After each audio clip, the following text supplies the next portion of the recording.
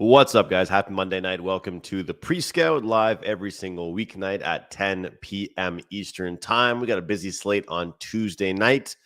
We got just a few free plays we're going to get over as got a little bit of a sore throat tonight, actually, but we're going to just give it a few free picks, few free plays, a couple of overnight looks for Tuesday night's board in the NHL. As we know, Tuesday is always a busier betting night than Monday. And, of course, puck time every single weekday at 11 a.m. Eastern. But looking forward to the Tuesday games. We got a decent slate ahead of us and hopefully a couple of good betting opportunities. So looking forward to diving into it, looking forward to getting to more of the games. But so far, I have a couple of picks I've taken a look at that I look forward to hopefully capitalizing on. If you're watching with me live right now, we are sweating out a team total over 3.5 with the Edmonton Oilers. The Maple Leafs were down 3-0 going into the third period. They score 4 straight, win that 1-4-3. You got Vancouver winning over Nashville right now and scoreless right now through the game with Chicago and Seattle. Guys, if you're enjoying the pre-scout, make sure you tap in every single day at 10 o'clock Eastern time, but also make sure you comment below which games you want me talking about for the next day. That way I can get ahead of things and I can know what we want to look at. Before we get ahead of things, let's take a look at some of the projected starters for Tuesday's slate. It's always important to look at the starters and kind of some certain situations that some of these teams might be in. Because of rest advantages, though, it's probably going to be the regulars in for the most part. Vanacek versus UPL. We got Swayman versus Sorokin, Casey DeSmith, Stuart Skinner, Shesterkin and Anderson, Eustace Annunen versus Gustafsson, Vasilevsky and Blackwood, Schmidt versus Gibson, Bobrovsky and Dostal, and Hellebuck versus Kemper. Guys, I wanted to go over some goalie analytical numbers actually before we dove in because I thought this was just unbelievable to look at. Lucas Dostal right now and how he's playing. The goals saved above expected. He is currently the number one goaltender in goals saved above expected at 11. So we've talked about this Anaheim team about really respecting their offensive ability, but not knowing what they were going to be able to do defensively. And right now, their goaltender has really been helping them out quite a bit. So Dostal, Hellebuck, Thompson, Demko, and Dobish, top 5 goalies. Greaves, Knight, Ottinger, Jari, Merzlikins, the other 5. Then you've got Allmark, Montembeault, Primo, Wolf, Hoffer, Binnington, Miralainen, Mrazek, Pickard, and Askarov are the worst. So Duffel Cole says Ottinger getting a rest, just had a baby. To Smith in. Great information on that one. So yeah, looking forward to the games tomorrow. A couple good ones to look at. I think that Bruins and Islanders game is a pretty good one here, guys. And when you take a look at this Bruins team, looking at the last couple of games for them, I kind of worry about their consistency level. But the big thing for me is I worry about their defense because, they played against a team like the Hurricanes and they only let in 1 goal. There's a good sound game. But against the Senators, 7 goals. Against the Ducks, they give up 7 goals. I mean, this is a team that I think overall is going to be a team that has trouble keeping the puck out of their own net. And if Jeremy Swayman's not helping them, then it's going to be very, very tough for them. So you look at tomorrow's odds. You've got the Islanders, home favorites, minus 155. And looking at this Islanders team, I feel like one thing that we have to admit about them this year, because we've had a good enough of a sample size, very similar to the Pittsburgh Penguins, until we're proven otherwise, guys, this Islanders offense has come to play. This Islanders offense is more dangerous than we thought they were going to be when we came into the season. And although they've had a little bit of a rut the past couple of games here with just 2, 2, 3, and 3, this is a rapid revenge spot. And this is one of those spots that I think you want to have circled. And the way I look at it is this. The rapid revenge just doesn't always work out. But you look at the analytics. And for me, this Boston Bruins team relies on their goaltending. All right. They're constantly getting outplayed, and yet they're not giving up a ton of goals right now. So you've got a really talented team right now with the Islanders that is actually creating a ton of chances against a Boston Bruins team that I think the analytics would show that they're probably not giving up nearly as many goals as they should be. So I never thought that I'd be coming on here talking about team totals this season involving the New York Islanders. But I think this has to be a play for tomorrow. Now, you guys can shop around and make sure you're getting the best bet possible that you can. But I have minus 105.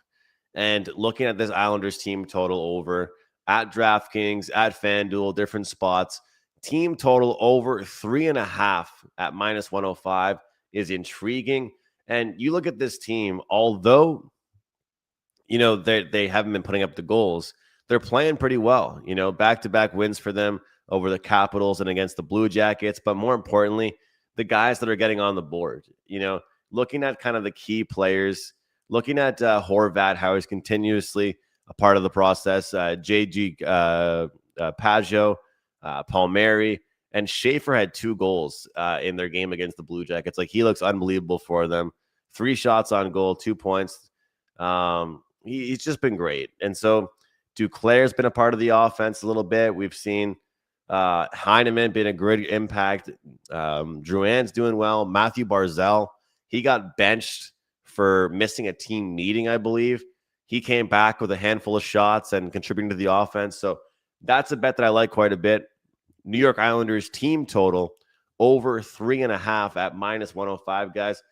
Taking a look at, we talked about the goaltending situation here, but taking a look at the team power rankings here, this Boston Bruins team, and you look at the expected goals against, it's the second worst in the whole league, 33.42. They've played 14 games, which is top of the league, so that makes a little more sense.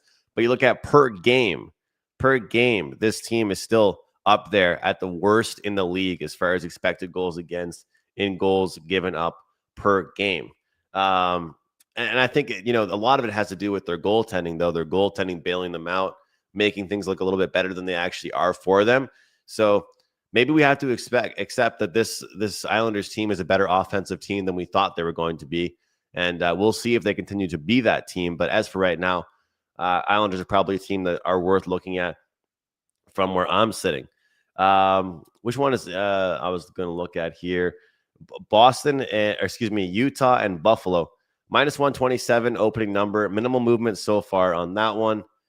This one is one of those ones here, guys, where I always tell you when the opening number and the number itself looks a little bit weird, then it's probably weird for a reason. And I think this is kind of an interesting one. I mean, you saw this Utah Mammoth team get off to a very, very hot start to their year. Dominant win over the Sharks, win over the Bruins, win over the Avalanche, put up a 7 spot on the Blues, put up a 6 spot on the Wild. This team's looked good, but as we all know, when a team looks really good and they're surprising us, and then they drop a couple games, maybe they've come back down to earth. And it's the same thing that's for a team that's looking bad, and then they start winning a couple games, then you want to start backing them again. Now, this team is going to be motivated after allowing 6 against the Oilers and then 4 against the Lightning. But when it ultimately comes down to it, I think this is a team that maybe is kind of regressing to the mean a little bit. Now, this Buffalo Sabres team has kind of been a mystery to everybody because we all kind of wonder what they're capable of. They got good offensive ability. They have a couple good young defensemen. The goaltending situation's been interesting here with them. But what I like about their games is that you look at a lot of the games they've played recently, they haven't really been blown out at all this season. Like every single game that this Buffalo Sabres team has been involved in has been close, has been pretty tight. And I like that, whether it's been against the Leafs, whether it's been against the Red Wings, whether it's been against the Blue Jackets or the Capitals, whoever they've been playing, it's been pretty close. So I do lean towards the Buffalo side as a home underdog on Tuesday night, but I also like the under 6.5 in this one. I never thought I'd be saying this with an under in a Sabres game sticking out to me. But this team's playing better defensive hockey. Their goaltenders are playing well. You look at the numbers for all of their goaltenders, really, really good. And numbers that I don't really want to go against right now, just based on how well they've been playing and how good they look. So under 6.5. As I mentioned, looks like UPL will be the starter for the Buffalo Sabres. We'll see if that ends up being confirmed, but it looks like Vanacek versus UPL. Vanacek with a 913 save percentage. UPL, not the best save percentage, 875. But that's only with 2 games on tap so far this season. So do you think that one could be an interesting game?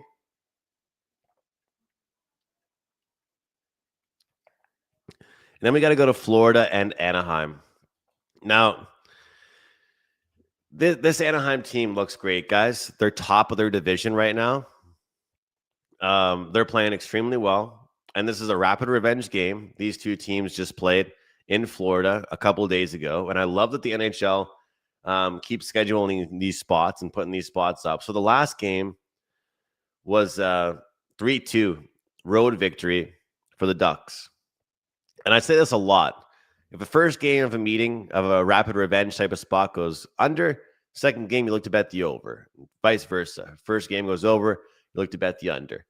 Now, this Anaheim Ducks team, if you look at some advanced metric charts, they're labeled as an exciting team to watch because their offensive ability has been there. They've been super exciting. They're creating chances 5-on-5. Their special teams looks really promising on the power play. But their defensive metrics aren't exactly promising either. Now, if we look at the expected goals against all situations, you've got this Anaheim team ranked as the 5th worst team expected goals against, right? But you've got their goaltender labeled as one of the best goaltenders in the league right now in goals saved above expected. So this team is absolutely running into luck as far as how few of goals they've let in because their goalie is standing on their head. But when it comes to a team like the Florida Panthers, even without Barkov, even without Matthew Tkachuk, they still have offensive capability. They still have offensive talent. And it makes it even better the fact they're coming off a 3-2 loss. The offensive motivation is going to be there for the Florida Panthers. Now, the total opened up at 6.5. And it since got pushed down to a 6. I like the over in this one. I think you guys can look towards a team total. You can look towards maybe a first period, or you can look towards just the full game. I think we see goals here. We know Anaheim's offense has been there. I think that you don't want to keep going against the grain. You don't want to keep going against some of these teams and what they are. But at the end of the day, this Ducks team is overplaying themselves defensively. They're giving up too many chances every night for how few goals they're letting in. And you can only rely on your goaltenders so much. You've got a game that's a back-to-back. We could see some blood boiling. We could see some penalties leading to a lot of power plays. Those types of situations are what I like to look for, especially with the rapid revenge, especially with the back-to-back. So I am looking towards the over 6 in that one. You guys know me. A lot of times I do like to look towards the team totals. And we'll see if I end up doing that. But for now, we're just looking at the total in this one, and I do lean towards goals. So whether it's first period, full game, team totals, whatever it might be, I do think that Tuesday night, Panthers-Ducks, we do get a couple more goals than we did the last meeting, at least the last meeting being just 3-2 between those teams. And when you look at the money puck, expected goals in that game, there deserve to be a ton more goals in that one. So we'll see if that ends up happening. Panthers-Ducks Tuesday night action. That game goes off at 10:07 p.m. Eastern. We'll look towards over 6 in that one. Once again, guys, this is the pre-scout. We're breaking down NHL games for the next night. I'm here roughly around 10 p.m. Eastern time every single weeknight. Sometimes we're solo. Sometimes we have guests on with us. And, sometimes we'll break down the full slate. Sometimes we'll just give you guys a few picks to break down. Duffel says, can you please explain why LA is favored by Peg? You know what? I'll start with this, Duffel. This LA team is one of those teams that I think on the season has not met expectations, of course, which is kind of an obvious statement here. But especially at home. Like they have just had tough luck at home overall. And they're a team I think that deserves better at home. I think they're going to have a better home record by the end of the season. You look at this team though, and their homestand, uh, it's not been good. Back-to-back games, 4-3 loss, 4-1 loss. I think this is a big spot here for LA. And I think that when you look at some of the results that they've faced, I think that you look at a team that is in this position that they are in their division defensively and how they're playing. This is a spot that's pegged to be a bet on spot for them. And if you look at it, it's slowly but surely at some spots seeing the odds go down. But the LA Kings are supposed to be a better home team. The Winnipeg Jets are slipping defensively right now. You look at some of the games that they've played recently, they have been giving up more chances defensively. And here's the deal. Look at some of the teams they've been playing recently. They're playing some weaker and struggling teams. The Blackhawks, the Wild, the Flames, even the Kraken aren't very exciting. The Penguins had a bad game against them, despite them playing some pretty good hockey so far. So some people might tell you that Winnipeg right now is looking a little bit overinflated just after playing some easier games so far. I think this is going to be a spot that I would lean towards the LA Kings. You want to talk about a team feeling pretty good about themselves right now? The Jets are probably feeling pretty good. The 4-3 win, the 6-3 win, the 5-2 win. This is going to be a absolutely dialed in LA Kings team at home. So the Kings got overhyped in preseason. Kopitar final season played it. I couldn't agree more with you with that. I agree with that. But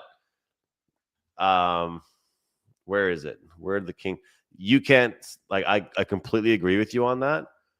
But if you look at this team at home for the LA Kings, I mean, some of these losses that they faced at home so far this season, like who have they played at home? They played the Avalanche at home to start the season off.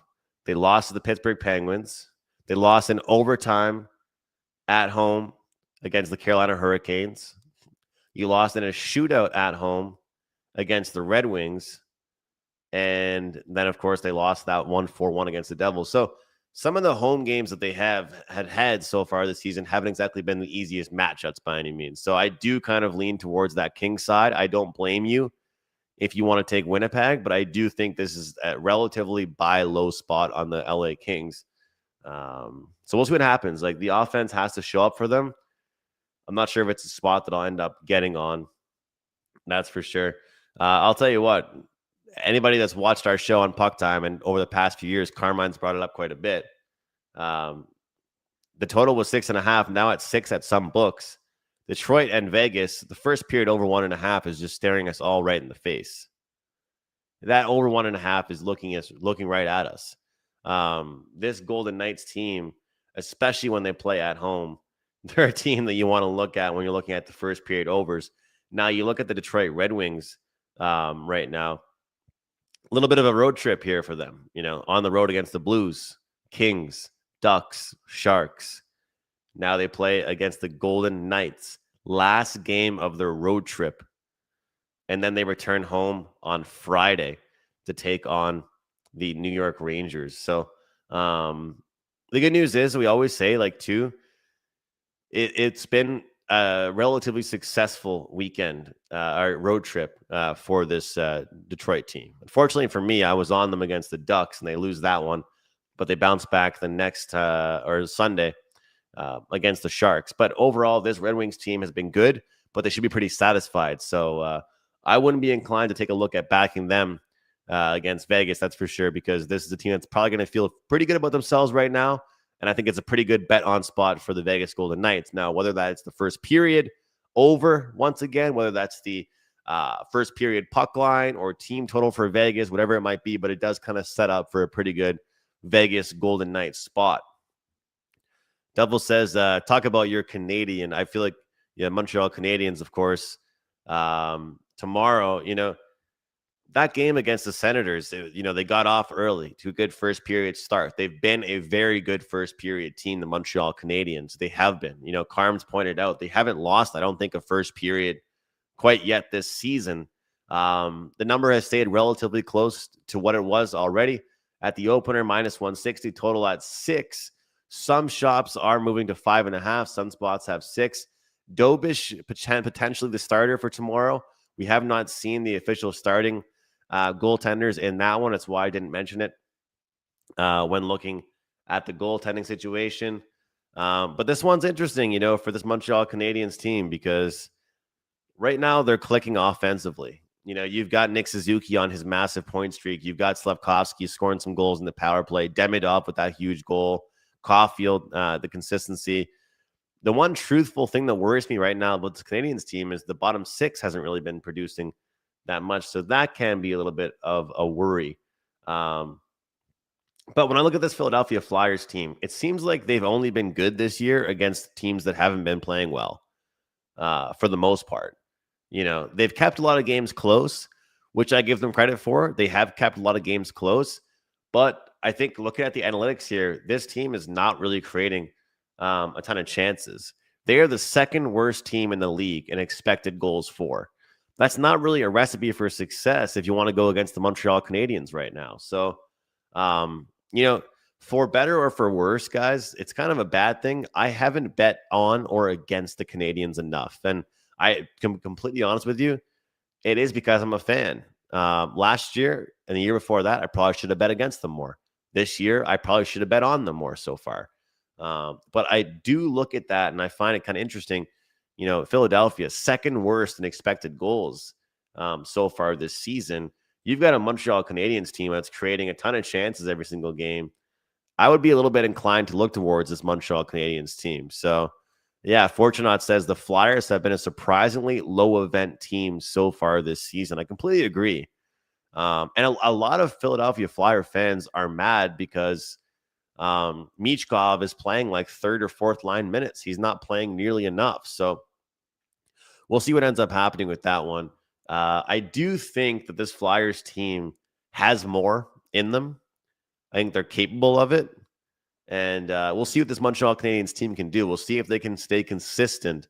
But there's going to be always hiccups and bumps in the way. And I just look at the games that they've played recently, this Flyers team against, teams like the Flames, teams like the Predators, teams like, even a team down the way that they played here, like the Kraken, not too impressed with, the Wild, not too impressed with. So they've played a lot of teams that, even the games that they've looked good in, it's not like you can really be too proud of it. Rich says that's pure talk at blueprint. Yeah, 100%. So we'll see. But to be honest, I think I do look towards the Montreal Canadiens in that game, just simply because I don't think that Philadelphia can match them offensively. But having said all of that, I think we're going to see kind of the kitchen sink game out of Philadelphia. And I do worry a bit out of Montreal. Maybe it's the pessimist in me, but there's only so many games that they can have some hiccups. And there's been a couple games in a row now where they've had to be a comeback team. Like, I don't want to be a negative team, but a negative guy, but this is the fact here. The Canadiens have had a couple games they've looked really good in, but they've also had a couple games where they've had to have comebacks in overtime. Like, they already have a handful of wins in overtime this season, right? So they easily could have a way different record if they weren't winning these overtime games. And a lot of it has to do with blowing a lead in the second period, blowing a lead in the third period. Coming off a 2-1 loss on Sunday, the Philadelphia Flyers are not going to be in a good mood coming into the Bell Center. So wouldn't be shocked to kind of see some fireworks in that game. So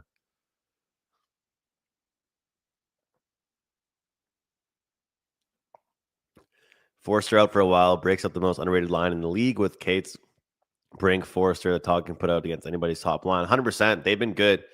Brink especially has been pretty good. I want to hammer the Wild tomorrow. Hate playing puck line, so we'll parlay with a prop, Krill point. I'll tell you what, the Wild have costed me a handful of times already this season. I'm just kind of waiting to see when they're going to turn it around. But I'll tell you what, some books have them at like minus 230, minus 225 tomorrow. Maybe that's either a good thing because it goes to show how confident the books are in it and how poor of a spot it will be for Nashville, or it's something that we should say, hold on, pump the brakes. The Wild don't deserve to be this big of favorites. We'll see what ends up happening in the rest of the Nashville game, but they're losing 4-2 as of the time of this podcast, 4-2 against Vancouver. The offensive capability just simply isn't there for the Nashville Predators. It just really isn't there. And I know for the Minnesota Wild, it hasn't really been there as much either. But the one thing I feel a little bit more confident about, at least, is that Minnesota's at home. And I say this on every show I do. I do think that Minnesota is one of my favorite teams to back at home versus on the road. I just like it when they have the last change. So, yeah, we'll see if we can find something to do. I think Duffel, they might be a good player prop game. You know, let me pull it up right now. If we're talking about it, let's pull it up. I'm actually sweating out my same game parlay from the show today on Puck Time. I'm going to start doing a lot more of those as well. But today's not looking too bad so far. So the lines from the last game that they had: Kaprizov, Rossi, Johansson, Tarasenko, Eriksson Ek, and Boldy, Foligno, Hartman, and Vinny. So Eriksson Ek's been a guy great for shot props. If you look at a guy like Boldy, though, power play is something you want with him because he's always out there on the power play. Last year, 29 goals, 40 assists. But the power play numbers are what I'm kind of the most excited about. I mean, Tarasenko, Eriksson Ek, Matt Boldy, Kaprizov, and Spurgeon. That's the first power play unit.